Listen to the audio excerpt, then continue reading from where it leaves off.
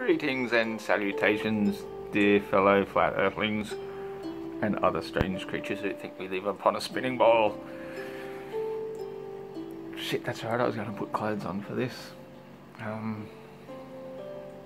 Be right back. Anyway, where were we? That's right, now you're going to have to watch me sweat me frickin' stupid Aussie ass off in this tropical heat here because of decency for the camera. Yeah.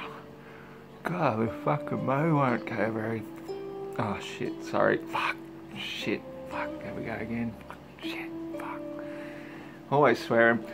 Anyway, today happens to be the day after Boxing Day, which is traditionally the day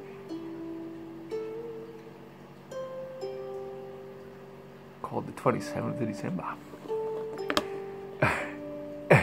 And I'm completely unprepared for this video, so this is going to be a different one you didn't expect at all.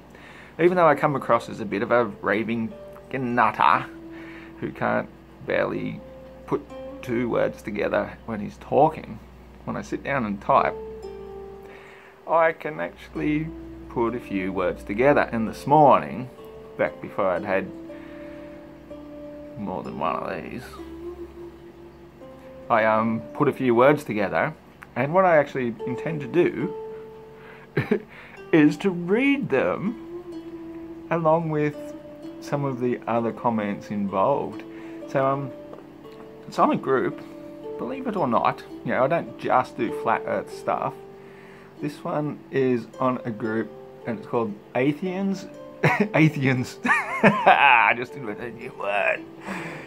Atheists versus Christian Debate Central. Now, I've been involved with quite a few of these type of groups in the past, and it usually doesn't take me long before I get booted. No matter how polite I am, I actually challenge the atheistic belief with logic and science, dare I say it. I know.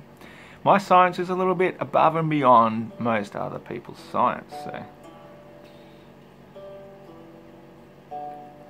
So this one should be a little treat for you guys, just to listen in to some experiences I related here, if I can find my comment. And I think it's actually, I'm scrolling down here because I'm looking at the laptop. It's got to be further back up. And I made some really lengthy comments. Hopefully they haven't deleted me. This looks like it. I found it. Alright. Hopefully it's got all the responses as well. Okay, so this is one of the first comments I made. Let's start with the beginning of the post, which I'll show you it. I don't buy this one at all, but you know, you can have a quick look there. Hopefully you didn't see. I don't think so. Oh, there you go. That's a bit incriminating.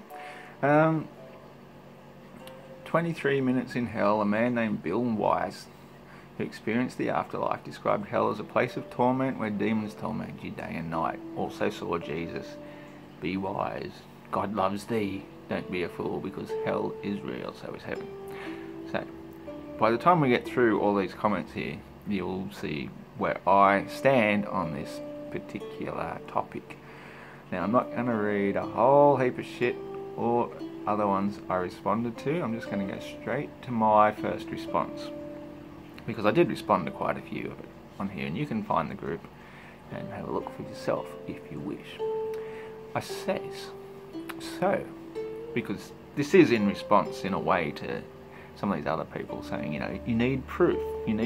How can you have proof of a thought? Do you have a thought? Prove it to me. You can write it down, but that's not proof. That's just a theory. You probably just made that up on the spot. You know, you cannot prove untangible things, mental constructs. So, here I start. So where do we go when we're dreaming? Oh, I dream a lot.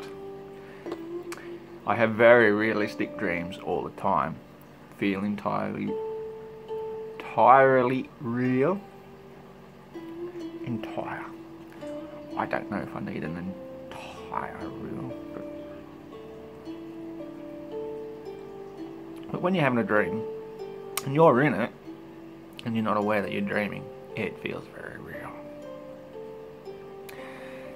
Sometimes do some extraordinary things such as flying or breathing underwater. So where am I? I can hear music I've never heard before. Am I a maestro and don't know it? I don't know if you've ever had that.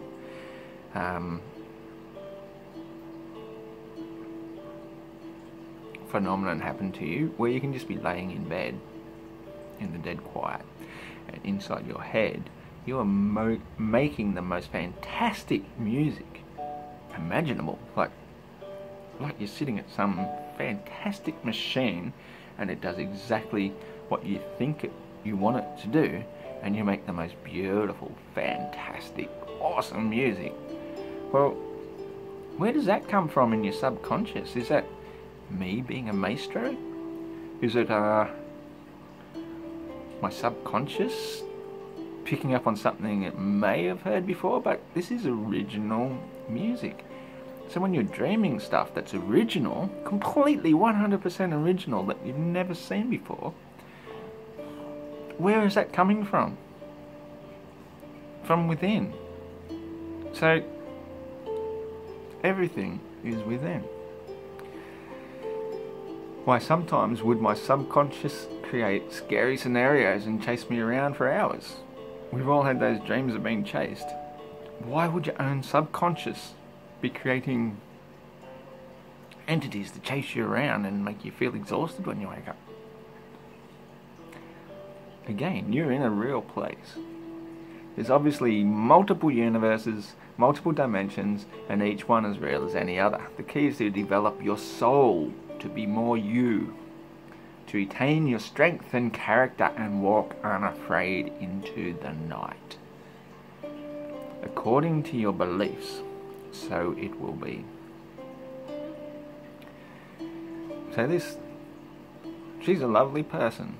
She's been polite and friendly all along, and she's inspired me to make a discussion here. Amelia Pond. What a beautiful name. Bit of a Doctor Who reference there, no doubt. But anyway, not knowing something doesn't mean we get to make claims about it without evidence. Exactly. But your evidence is your experience. So if you can remember your experience, that is your evidence. My next response, exactly. But when an eyewitness reports their experiences and you weren't there to prove otherwise, at the very least the evidence must be filed and the witness's credibility assessed. I can assure you beyond a shadow of doubt that this dimension we live in now is far from all there are to exist consciously in. Amelia says, those eyewitness reports are not filed as evidence but as claims, and indeed credibility can be assessed. With dreaming, it is not proof of other universes or dimensions. It may make you question what it is, but it is not proof or evidence. There are multiple possibilities, such as having a great imagination. During sleep, the mind dumps things and reloads, a bit like a computer. Oftentimes, a little thing seen or felt can turn twist into something else in a dream. Dreams are cool and interesting, but to make claims that they are proof of multi-dimensions is not understanding the difference between claims and proof. My response, I agree with that. There's an excellent saying, for those who believe, no proof is necessary. For those who don't, no proof is possible. It's a great saying. I've been living with that one on a painting over there for many, many years. Amelia says, I would agree with the first half of that. I'm always open to information, but I will indeed research and not accept anything on face value, once burned, ... I says, well, the problem is any real research on such a phenomenon isn't always reversible. NDEs, near-death experiences, are dangerous and very personal. Even a person's recollection under such traumatic conditions is likely to be affected by emotions and previous experiences. I was lucky to have my first at quite a young age, still innocent and unaffected by any confirmed belief system. I've been back twice since, physically, and several other times in repetitive dreams re-experiencing the events. Impossible to explain in words, but this realm is timeless, like an eternal orgasm that won't quit, but all memories are veiled, as it's too traumatic to retain full memory of it, yet still hope to remain sane in this place, which is literally a hell in comparison. But everything happens for a reason, and we're all here for a reason. We don't always know what it is. That's part of the challenge, the fun. But we chose this experience for a reason, and so long as the angels allow it, we must persevere with our unique challenges we set out for ourselves. For some it may be to deceive, to test, while for others it may be to discover, to share. There is no right or wrong, there simply is. That is all. Amelia comes back. That is certainly an interesting perspective. Ross Thatcher. And it sounds like an interesting set of experiences. So this morning when I woke up and saw that, she wrote that at 7:15 a.m.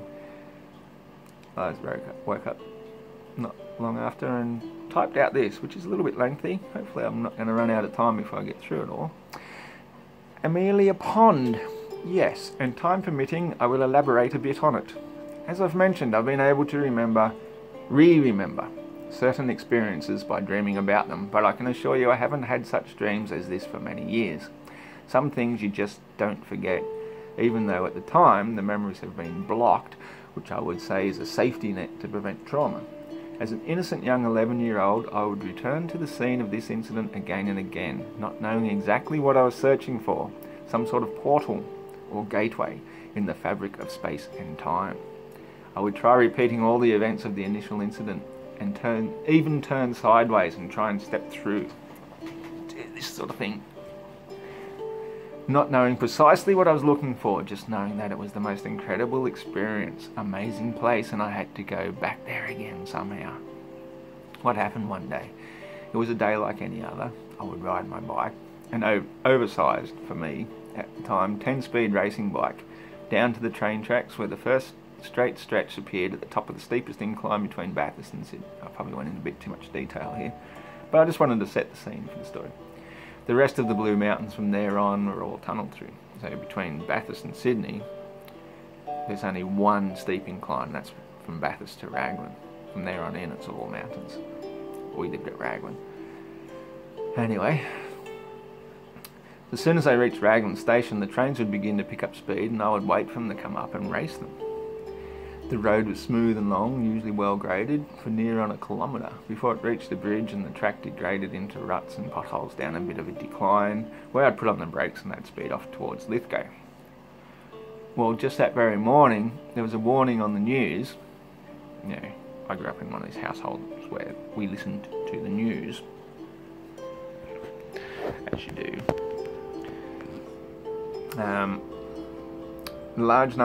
Because of the large number of deaths caused by the new superfast train, the XPT. The normal practice was to open when you're crossing the tracks. Normal practice to open the first gate, look both ways for trains, drive through, park on the tracks, close the first gate, open the next, drive through, and then close the second gate. But the XPT was coming up so fast, this normal practice became unsafe and dozens of farmers had been taken from this world prematurely. My parents that very morning advised me to take extra care around the tracks, knowing I was always playing around them. So of course, being a know-all young kid with years of experience about trains, I ignored them. Often bored, I would make my own fun, and thought for a challenge I would see just how far towards Lithgow I could get on this day.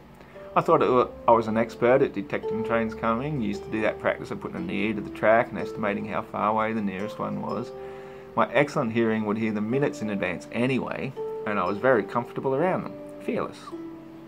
Anyway, the dirt track at the bottom of the hill crossed over the tracks, gateless at this place, and continued east on the right of the tracks. I was disappointed to find it very corrugated and very boggy in places, so didn't get half as far as I planned. Barely got another kilometre up, really. Coming back, I paused in the middle of the tracks, enjoying the day, listening to the buzz of the cicadas on a warm summer day, just losing myself in the warm bliss of defying my parents' warning and knowing better. As happens when daydreaming, I kind of drifted off a little, knowing full well I was standing smack bang in the middle of the tracks.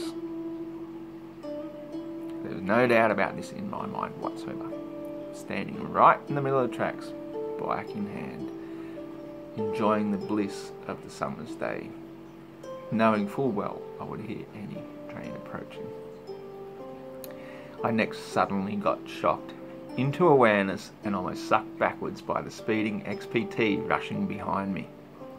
There was no explanation for how I got there, except I knew I had been somewhere else, and try as I might, I could never go back.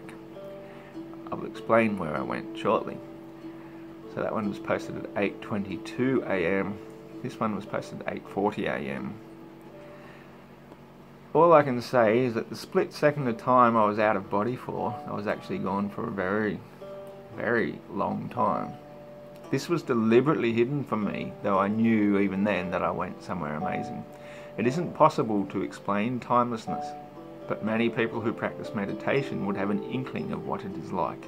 A place of pure and unending bliss, like a dream of breathing underwater in a jeweled paradise. A place of endless beauty and awe.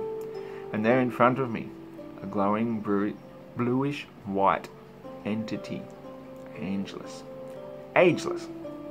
She doesn't speak. She just looks into your eyes and knows everything. You sense the disappointment from her. You know it's not your time yet and you must go back. Surrounding her are many others. They feel like family, and you feel immense love emanating from them all, but you cannot see them. They are hidden behind cloaks of beautiful shimmering lights, and you know them all, that one day you'll be back with them again. But now you have to go back, and you feel yourself slipping down some toroidal tube and wake up to feel some terrible loss, some huge disappointment to be back in this mundane world again. If the memory wasn't instantly blocked, you would go insane from deep depression. But fortunately for me, I was able to re-experience this same thing through dreams. And on 2 other occasions, practicing a dangerous trick I learned when I was an exchange student in the US.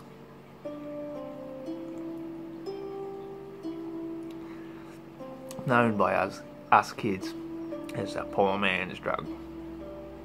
Yeah. Isn't that so sad that in a world like this reality, that even teenage kids are looking for all sorts of escape, all sorts of drugs to somehow cope in this reality that they've set for us. So we'd use the poor man's drug. And believe me, it's pretty bloody poor. I strongly do not recommend anyone do this, but basically what we would do is hyperventilate for a good minute or 2, then cut off the blood supply by having someone block off the arteries in the neck. Just gently sort of doing that from behind. You might go like that. So it cuts off the blood after you've hyperventilated. Makes you pass out and you have an out-of-body experience. Don't do it. You can die. Some people practice this in bizarre sex games too, sometimes with fatal consequences. Anyway, one evening we were doing this in a spa at a hotel complex, and I had the same experience again. I got so angry when I was reawoken, and I can't explain why, but they had to physically slap my face to bring me back, which might have had something to do with it. Nobody likes being woken up with slaps to the faces, let alone when you're in blissful paradise. Another completely different dream I had explained the experience before birth. I'll share that one next. So this is my next post. It was 8:40 AM. This one I sent at 9:03 AM.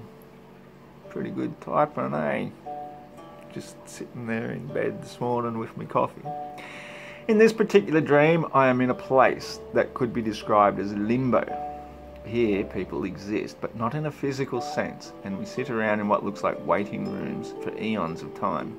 Again, time is a much different here. Hard to explain here in the linear time world, but the equivalent of thousands of years can pass in the blink of an eye. We all know it is our karma to be here, that time to ponder our own deeds, to burn in our own remorse is our karma. And there is no judgment but what we know and understand about ourselves and set out to do for our next life. We wait and wait a very long time before our next karmic experience awaits us. Each one as different and individual and personal as the rest. For example, a murderer might choose to reincarnate as one or all of his victims, each unaware that their life was to be lived solely to feel the effects of what he has done to them. This is why the wise instruct us not to judge, not to put blame on an unjust God, because everything happens for a reason. Only once people wake up to this fact will we stop treating others any other way but how we would be treated ourselves. And in fact, it would make us much more loving and giving, and why it is better to give than receive, because ultimately we are all one. And when we give, we are giving to our other selves. So finally, it came my time to prepare for my next journey. We go to another room and dress ourselves in on what seems like a full-body wetsuit, which adds definition to our light bodies, with slits for eyes. We then go through another waiting room and finally come out to a precipice. And this is how it was shown to me in a way I can explain it, but it's not 100% accurate. It is, I suppose, a metaphor, but I will explain it how I experienced it. We come individually now to the top of a giant water slide. We take off and enjoy a thrilling ride, losing ourselves in the current. However, something went wrong on my journey. I hit a corner and got flung over the side and fell into darkness below. I was most irate and set out to find the manager. I went to shout and complain when I found him, but he just looked at me and smiled, and I didn't have to say a word. He resembled very much my own father, only very much older, ageless, all-knowing eyes and gentle wisdom, and I knew everything would be all right. I got fast-tracked in the system and sent down the slide again, this time right behind somebody else, who I knew to be my older brother. Although only seconds behind him, when we traversed through to this side, it was 2.5 years later. This time I stayed on the slide and knew the pool was coming, and what happened next was just amazing. Instead of splashing into water, it opened up into endless sky, became a blinding white light, and I literally melted into it and became one with it, all individuality lost, like a drop of rain when it reaches the ocean. End of dream. I then slowly gained consciousness, mostly slept and dreamed, listened to the voices of those around me, and finally, reluctantly, I was born. I actually have a full memory of recall of my birth and even of being in the womb. The trauma of the owners of the two voices I thought I could love and trust unconditionally, holding me down while that nasty man who delivered me only days earlier cut me and caused the most severe pain in my tender baby tomb. Beautiful memories of my helpless baby body being given soothing warm baths, the stinging pain of nappy rash, getting some temporary relief. Believe what of this you will, I know it was just a dream, but most of the images were just metaphors. But it was shown to me for a reason, perhaps to share it here for others to consider. Now unfortunately the rest of the comments are not there, and if I refresh the page, it could take forever to find them again, but we'll see what happens. Just hit refresh, and I made a few more comments because Amelia Pond, the time travelling companion, she came back and made a nice comment, so I made a nice response. And I think I said something else which is quite relevant to this particular topic. If any of you people have ever had any near-death experiences or out-of-body experiences or anything like that, I've got dozens and dozens of stories to tell, really, of out-of-body experiences. But they're not necessarily for this particular video, since I get half an hour at a time and I'm at 24 minutes. Okay, she says, thank you for sharing, Russ Thatcher. I could not say for certain that what you experienced was not something from the mind, but I can say that I did not experience what you did, and it seems to have had a profound influence upon you. So I did respond with that this afternoon.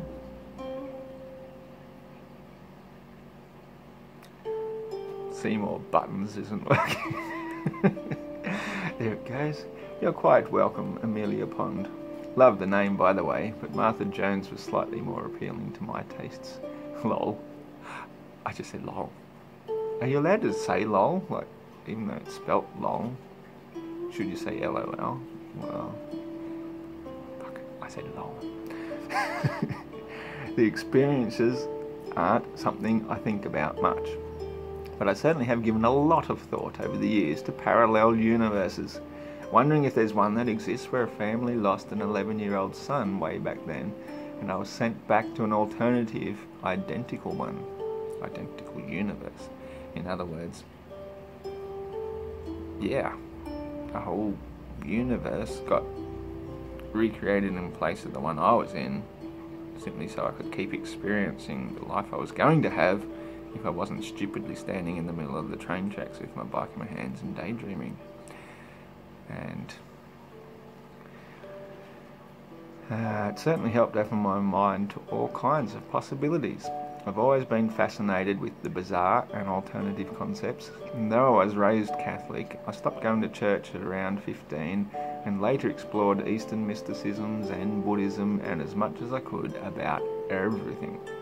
I'm now quite convinced that Earth is in fact flat, well, mountainous, surrounded by level water, and that our physical plane is the only physical plane in existence. Everything else is dimensions and shimmering lights above the firmament, sonoluminescence of beings in a higher dimension. I know it sounds crazy, totally opposed to the heliocentric sun-worshipping model we were given from childhood. If I was pressed to say whether or not hell exists, I'd be hesitant to give a confirmed answer. What exists is what we believe exists. Believe. Be alive. What we make be alive is what exists. That was something I went on quite a few times in other parts of this particular post by saying, according to your beliefs, so it will be. So what you make believe is what you make be alive. So why contemplate something you don't even want to have in existence? What exists is what we believe exists. I believe heaven exists, and all experiences are learning experiences. Perhaps hell is very real for those who believe in it, but here's another little gem of wisdom, where verbs can be adjectives and vice versa. If you mind, it matters. If you don't mind, it won't. In other words, our thoughts are very powerful. The archons cannot exist in the physical world, but by programming us to believe in a big Star Wars style universe, we create a place for them to exist and control our minds like puppets. We have to be very sure of who we are and where we come from in order to know where we're going. Our thoughts create our destiny, hence why loving, positive thoughts are essential for star seeds to evolve into stars.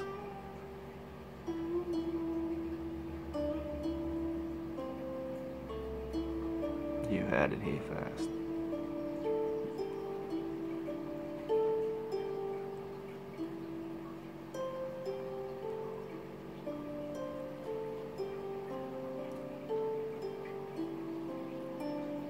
I'm not a big believer in evolution, not according to the way science tries to tell us how it happened, but I do believe our souls evolve and we are somehow trapped. Oh, I wish I could find that other response.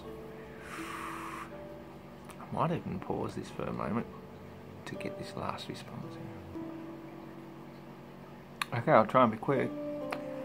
Somebody made a response. It's a shame when you look at one person's account of NDE. I've done a ton of research into the superconscious and related areas such as NDEs. People do not go to hell. Yes, they may see Jesus. Muslims may see the Prophet Muhammad.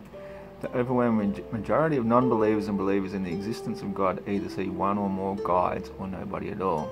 Any experience of hell is very short-lived fear that quickly changes to abundant feeling of love.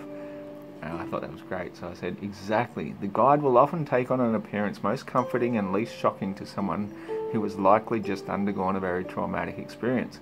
My research and widespread reading does suggest there are realms, however, that people can get stuck in. For example, those with very primitive beliefs, or those who don't even realise they're dead. And of course, sometimes those realms cross over. There's also another theory I've only recently come to terms with and wish to explore further, and it's to do with keeping us imprisoned in the cycle of birth, death, rebirth. It has to do with the moon and how it is the false light we go to or are led to by deceivers taking on a pleasing appearance. So far as I can tell, the moon didn't always exist, and the earth was once a paradise of giant trees stretching to the sky and beyond, and we once lived in a thriving natural paradise, cities and villages within them. Today, the petrified ruins are what we see as mountains and mesas, which look exactly as a tree stump does, complete with hexagonal structural formations. Long story short, the moon was introduced as a sort of watchtower, just like in the Truman Show movie. It shortens our lives dramatically, causing women to menstruate every month, whilst most other species who live much shorter lives generally only go into season once or twice a year. This shortened lifespan prevents us ever evolving into superconscious evolved spiritual beings, but keeps us dumbed down collateral for the slave masters to profit from our existence. And at the top of it all, the capstone, all-seeing eye, the great deceiver himself, fooling the entire world into believing a heliocentric point of view, a prison for your mind, and a perpetual physical prison for your soul.